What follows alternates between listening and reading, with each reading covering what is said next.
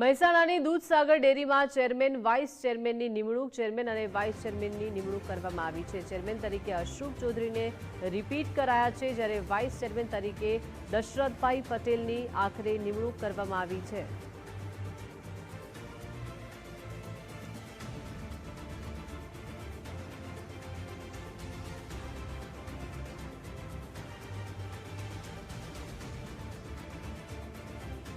વધુ માહિતી સાથે સંવાદદાતા મુકેશ જોડાઈ ગયા છે। મુકેશ, મહેસાણાની દૂધસાગર ડેરીમાં આજે ચેરમેન અને વાઇસ ચેરમેનની નિમણૂક કરવામાં આવી છે, શું વિગતો પ્રાપ્ત થઈ રહી છે? ભાઈ, ચોક્કસથી જો જણાવવામાં આવે તો ખાસ વાત કરીએ તો ઉત્તર ગુજરાત કહી શકાય કે સમગ્ર વિશ્વની અંદર એક ફેમસ કહી શકાય પ્રકારની જે દૂધસાગર ડેરી છે એની આજે ખાસ ચેરમેન અને વાઇસ ચેરમેનની ચૂંટણી જે છે યોજાઈ હતી।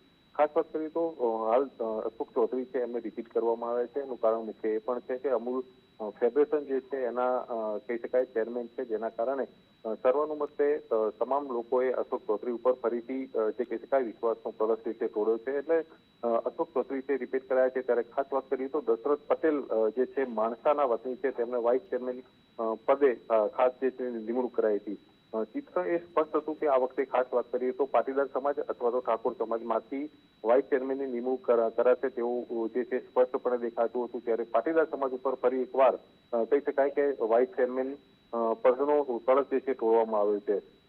આ કહી શકાય કે સમગ્ર ચૂંટણી પ્રક્રિયા જે છે પૂર્ણ થઈ છે અને ખાસ તેની અંદર કહી શકાય કે સર્વાનુમતે બંનેની વરણી જે છે થઈ ચૂકી છે। જી મુકેશ, આભાર વિગત સાથે જોડાયા તે બદલ।